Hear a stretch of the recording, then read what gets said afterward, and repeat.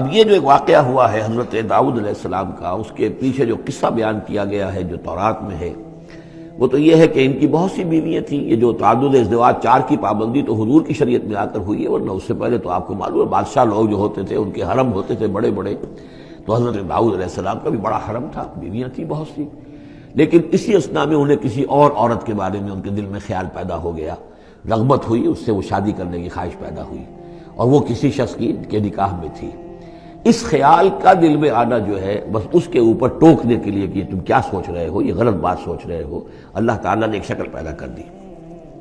وَهَلْ أَتَاكَ نَبَأُ الْخَصْمِ، اور کیا تمہارے پاس آ چکی ہے 2 دعوے داروں کی خبر، یعنی کچھ لوگ آئے تھے جن کا ایک مقدمہ تھا، ان کی خبر۔ اس تصور المحراب، جبکہ انہوں نے دیوار پھلانگ کر محراب میں، حجرے میں جہاں حضرت داؤد علیہ السلام اللہ کی عبادت میں یاد میں مشغول تھے، وہاں پہنچ گئے۔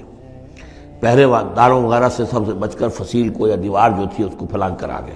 اس دخلوا علی داؤد، اب جب وہ وہاں وہ تنہا اللہ کی یاد میں تھے، انہوں نے دیکھا اللہ داؤد نے کہ 2 اشخاص آ گئے ہیں، ففزع منہم، تو وہ ڈرے ان سے کہ پتہ نہیں کس نیت سے آئے ہیں، کس ارادے سے آئے ہیں، 2 انسان ہیں۔ قالوا لا تخافوا، انہوں نے کہا کہ آپ ڈریں نہیں، خصمان بغى بعضنا علی بعض، ہم 2 ہیں ایک دوسرے کے مقابلے کے فریق۔ خصم کہتے ہیں جو ایک دوسرے کے بالمقابل ہوں، مخالف، ہم 2 مخالف ہیں، بغى بعضنا علی بعض، ہم میں سے کسی نے دوسرے پر زیادتی کی ہے۔ فاحکم بیننا بالحق، تو ہمارے مابین حق کے ساتھ فیصلہ کیجیے۔ ولا تشتت، اور دیکھیے اسے ٹالیے نہیں، آپ کہہ کہ کل آنا پرسوں آنا، یہ نہیں، یہ معاملہ ہمارا بڑا ایمرجنسی والا ہے، فوری طور پر ہم چاہتے ہیں کہ آپ ہمیں بتائیں۔ وَاهْدِنَا إِلَىٰ سَوَاءِ الصِّرَاطِ، اور سواء الصراط، اور ہمیں پھر ہدایت دیجیے سیدھے راستے کی طرف کہ کیا کون سی شکل بہتر ہے، کون سا راستہ صحیح ہے۔ إِنَّ هَٰذَا أَخِي، اب یہ جو مدعی تھا وہ کہہ رہا ہے یہ میرا بھائی ہے، لَهُ 99 نعجة، اس کے پاس 99 دمبیاں ہیں، یعنی اس کا جو ہے بہت بڑا جو ہے ریوڑ ہے اس کے پاس۔ وَلِيَّ نَعجَةٌ وَاحِدَةٌ، میری ایک ہی دمبی ہے۔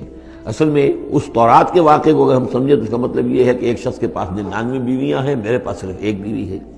فقال اکفلنیہا، اب وہ کہہ رہا ہے کہ یہ بھی مجھے دے دے۔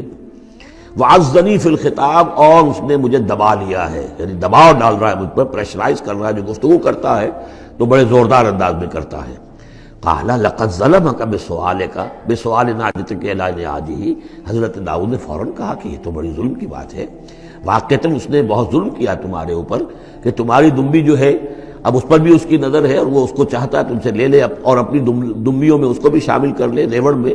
وَإِنَّ كَثِيرًا مِّنَ الْخُلَطَاءِ لَيَبْغِي بَعْضُهُمْ عَلَىٰ بَعْضٍ، اور یقیناً جن لوگوں کا معاملہ مشترک ہوتا ہے، قریبی رشتہ دار ہوتے ہیں، قرابت دار ہوتے ہیں، جس کو پنجابی میں شریکہ کہتے ہیں، یہ شریکے والوں میں ہوتا ہی ہے کہ ایک دوسرے پر کوئی زیادتی کر بیٹھتے ہیں۔ وَإِنَّ الْخُلَطَاءَ كَثِيرًا مِّنَ الْخُلَطَاءِ لَيَبْغِي بَعْضُهُمْ عَلَىٰ بَعْضٍ، کوئی ایک دوسرے پر زیادتی کر بیٹھتے ہیں۔ إِلَّا الَّذِينَ آمَنُوا وَعَمِلُوا الصَّالِحَاتِ، سوائے ان کے جو صاحب ایمان ہوں اور نیک عمل والے ہوں۔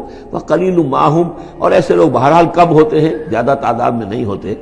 وَظَنَّ دَاوُودُ أَنَّمَا فَتَنَّاهُ، اس پر اچانک خیال آیا داؤد کو کہ یہ تو اصل میں سارا معاملہ جو ہے اللہ تعالیٰ نے مجھے آزمایا ہے، اللہ تعالیٰ نے در حقیقت مجھے متنبع کرنے کے لیے یہ ساری صورتحال جو پیدا فرمائی ہے۔ انہیں اپنے اس خیال کے اوپر پھر جو تنبع ہوا، فاستغفر ربہ، تو انہوں نے استغفار کیا اپنے رب سے، وخر راکعا واناب، اور وہ گر پڑے سجدے کے اندر، رکوع کہہ دیجئے، سجدہ کہہ لیجئے، راکعا گر پڑا جھک کر، اور رجوع ہوا، اس نے اللہ تعالیٰ کی طرف اپنے آپ کو پوری طریقے سے متوجہ کر لیا۔ یہ آیت سجدہ ہے۔ یہ جو بھی اسرائیلی روایت اس سلسلے میں آئی ہے اس کے ضمن میں حضرت عبداللہ ابن عباس رضی اللہ تعالیٰ عنہ کا ایک اثر بھی موجود ہے اسی نوعیت کا، یعنی ان کا قول بھی موجود ہے۔ اب یہ نہیں کہا جا سکتا کہ وہ مرفوع انہوں نے سنا ہو حضور سے، یا یہ کہ وہ صرف جو ہے روایت انہوں نے یہود سے سنی ہو اور اسی کو بیان کر دیا ہو، واللہ عالم۔ لیکن میں یہ سمجھتا ہوں کہ یہ چیز جیسے کہ ہم پڑھ چکے ہیں اس سے پہلے سورہ احزاب میں، حضور سے کہا گیا کہ اب آپ مزید شادی نہیں کریں گے، وَلَوْ أَعْجَبَكَ حُسْنُهُنَّ، وہاں پر بھی کوئی پردہ تو نہیں ڈالا گیا۔ ہو سکتا ہے کہ کوئی خاتون جو ہے آپ کی طبیعت میں آمادگی پیدا ہو جائے کہ آپ اس سے نکاح کریں، لیکن اب آپ خواہ وہ آپ کو پسند بھی آ جائیں، لیکن آپ اب نکاح نہیں کریں گے۔ تو یہ جو انسانی تقاضے ہیں، ظاہر بات ہے کہ انبیاء کا معاملہ جو ہے جیسے کہ میں نے عرض کیا، بشریت تو ان کے ساتھ ہوتی ہے اور بشری تقاضے بھی ہوتے ہیں، لیکن نبی معصوم ہوتا ہے اس معنی میں کہ ان کا اس طرح کا کوئی اگر خیال ہو بھی جائے تو اس کی تکمیل اللہ نہیں ہونے دیتا، حفاظت کر لیتا ہے، اسی کا نام ہے عصمت انبیاء۔